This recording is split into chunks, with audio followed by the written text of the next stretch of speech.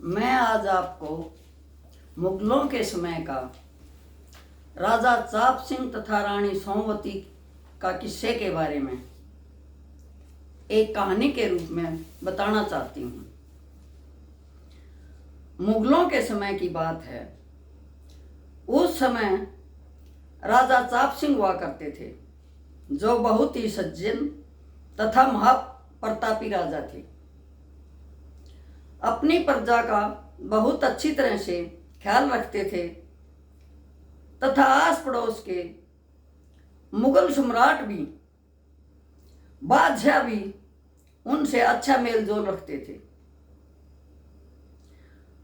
राजा चाप सिंह अपनी रानी सोमवती को बहुत ज़्यादा मान सम्मान देते थे तथा बहुत ही विश्वास करते थे तथा वह पतिव्रता होने के साथ साथ एक साहसी तथा सुशील औरत थी।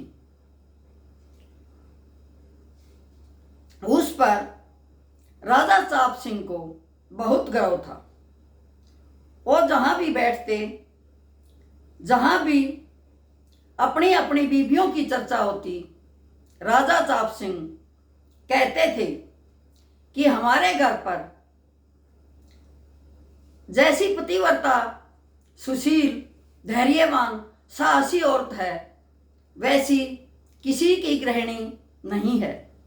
इस पर जो उसके मुगल साम्राज्य के दोस्त थे, वो बहुत चिढ़ते थे। उन्होंने सोचा कि क्यों न हम रानी की कोई ऐसी गलती पकड़ें जिससे उसके चरित्र पर दाग हो जाए और राजा चाप सिंह मुगल साम्राज्य की पराधीनता स्वीकार कर लें तथा हमारे सामने इतना ना बोल पाए, अपने आप को बहादुर ना बना पाए। ऐसा सोचकर उन्होंने राजा चाप सिंह के साथ शर्त लगाई कि यदि हम आपको आपकी रानी के बारे में कोई ऐसा बात बताएं जिस पर आपको पता चल जाए कि आपकी रानी जैसी आप सोचते हैं वैसी नहीं है, तो इस बात पर मुगल युवकों की और राजा चाप सिंह की बहस हो जाती है और बहस में शर्त लगाई जाती है कि यदि राजा चाप सिंह हार जाते हैं अपनी रानी के विषय में, तो उन्हें भरे दरबार के अंदर मुगल सम्राट के सामने अपनी पराधीनता स्वीकार करनी होगी तथा जो सजा बादशाह देंगे वो मंजूर करनी होगी। इस पर राजा चाप सिंह मान जाते हैं और कहते हैं कि मुझे तुम्हारी शर्त मंजूर है। मेरी पत्नी के धर्म को कोई नहीं डिगा सकता, मुझे पूरा विश्वास है।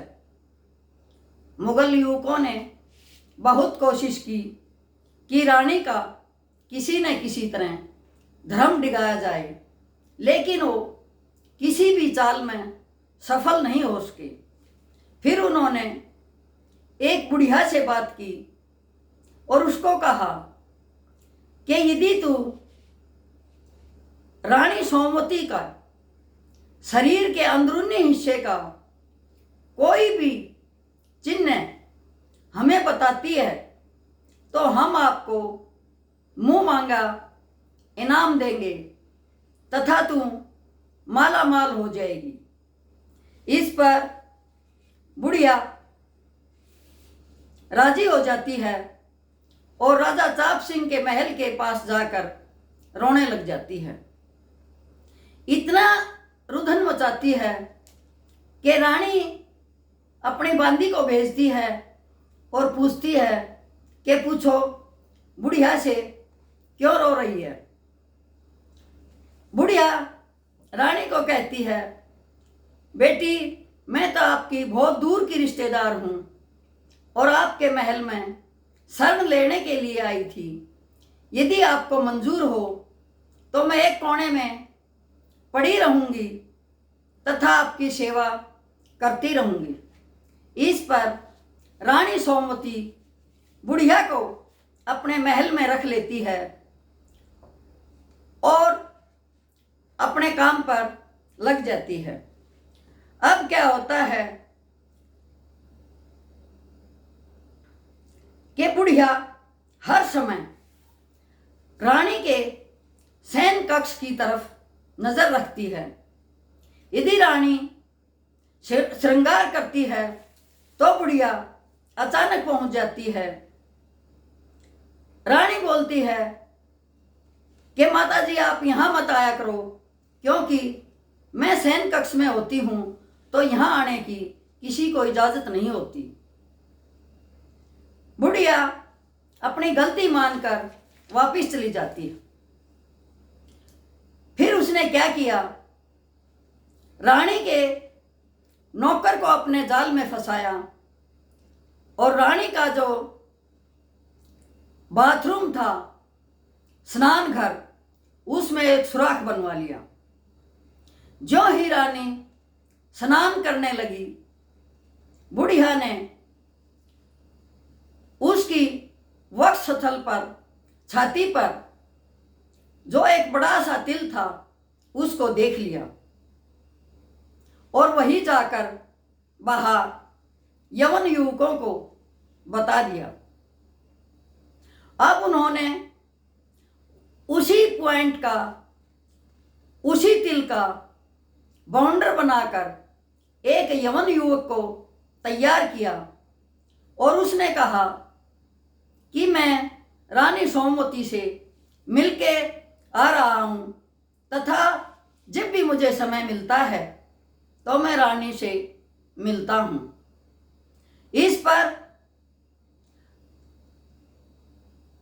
यवन युवकों में बहुत खुशी की लहर थी, लेकिन जब राजा चाप सिंह के सामने ये बात आती है तो बहुत शर्मिंदा होते हैं और वो कहते हैं कि मैं रानी पर इतना विश्वास करता था, लेकिन उसने ऐसा विश्वासघात क्यों किया।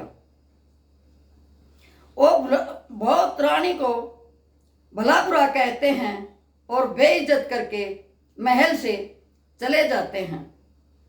अब बादशाह के दरबार में राजा को पराधीनता स्वीकार करनी थी, तो बादशाह सलामत ने एक बहुत बड़ा समारोह तैयार किया और यवन युवक कहने लगे कि यहाँ डांस होगा, महफिलें जमेंगी और उसके बाद राजा यहाँ अपनी पराधीनता स्वीकार करेगा। बादशाह भी खुश था, उसके मंत्री भी खुश थे, लेकिन राजा चाप सिंह अंदर ही अंदर क्रोधित तथा अपने आप को खत्म समझता था और दरबार में नजरें झुकाए बैठा हुआ था। लेकिन जो पतिव्रता नारी थी रानी सोमवती, उसने अपने दरबारियों से कहा कि पता करो कि बादशाह के दरबार में डांस मंडली, नाचने गाने वाले कहाँ से आ रहे हैं। दरबारियों ने पता किया तथा रानी उनके जो नाच गाने वाली मंडली थी उसमें रानी भेष बदलकर, परी बनकर, बहुत अच्छे कपड़े पहनकर शामिल हो जाती है और बादशाह के स्टेज पर डांस करने के लिए, नाचने गाने के लिए पहुंच जाती है। जब राजा चाप सिंह रानी की तरफ देखता है तो जल बुन जाता है लेकिन कर कुछ नहीं सकता, क्योंकि वो तो मन से मान चुका था कि रानी ने गलती की है। उसने सोचा कि मेरे को बेइज्जत करने के लिए ये बादशाह की स्टेज पर भी आ गई, लेकिन करता भी क्या। राजा चुपचाप सिर झुकाकर बैठा रहा। रानी ने इतना अच्छा डांस किया, इतना अच्छा गाया कि बादशाह सलामत खुद खड़े हो गए और कहने लगे कि ए नाचने वाली, मेरे पास आ। रानी जाती है और बादशाह बोलता है कि बताओ, इतने सुंदर नाच गाने के लिए आपको क्या इनाम चाहिए। रानी कहती है, बादशाह सलामत, यहां भरा दरबार है, मंत्री सभापति सभी बैठे हुए हैं, इन सब के सामने आप मुझे वचन दो कि जैसा मैं कहूंगी वैसा ही करोगे, तो मैं वही अपना इनाम समझूंगी और खुश हो जाऊंगी। अब बादशाह सलामत को पता ही नहीं था कि यही रानी सोमवती है, और बादशाह उसकी शर्त को मंजूर कर लेता है। रानी कहती है कि बादशाह सलामत, यहां मंत्रीगण, सभापतिगण, प्रजा, श्रोतागण सभी बैठे हुए हैं। मैं इन सब के सामने उस यवन युवक के दर्शन करना चाहती हूं जिसने कि रानी सोमवती के सत्य को डिगाया है तथा उससे दोस्ती की है। अब यवन युवक को स्टेज पर बुलाया जाता है, बादशाह के दरबार में हाजिर होने के लिए कहा जाता है। जब भी यवन युवक स्टेज पर आता है वो कांपने लग जाता है। क्यों? क्योंकि वो झूठा था। ऐसी कोई बात थी नहीं जैसा कि उन्होंने दरबार में फैला रखा था। जब यवन युवक आता है तो रानी बोलती है कि बादशाह सलामत, इससे पूछो कि हम कितनी नाचने गाने वाली हैं, क्या इनमें कोई रानी सोमवती है? अब उसका सिर चकरा जाता है, क्योंकि उसने तो कभी रानी की शक्ल देखी ही नहीं थी, कभी रानी के पास गया ही नहीं था। अब जब यवन युवक घबरा जाता है और कैसे बताए सोमवती रानी कौन है, क्योंकि 20 लड़कियां 20 एक ही ड्रेस में एक ही तरह की लग रही थी, तो किस पे हाथ लगाए और किसको सोमवती बताए। युवक चकरा जाता है और बादशाह सलामत के पैर पकड़ लेता है कि बादशाह सलामत, मुझे माफ करो, मैंने तो धन के लालच में आकर, पैसे के लालच में आकर रानी के ऊपर झूठा लांछन लगाया था। बादशाह सलामत उस यवन युवक को फांसी का दंड देता है तथा राजा चाप सिंह और रानी सोमवती की स्टेज के ऊपर जय जयकार होती है। जब रानी कहती है कि ए पति देव, पतिव्रता नारी का सख्त डिगाने वाला कोई नहीं होता, यदि कोई उसके पति को फांसी की तकत तक भी ले जाता है तो पतिव्रता नारी उसको वापस ले आती है। यही एक सत्य कथा है, हरियाणवी कथा है। जय हिंद। यदि मेरी कहानी किसी को पसंद आई हो तो मेरा मनोबल बढ़ाने के लिए सब्सक्राइब तथा लाइक अवश्य करना।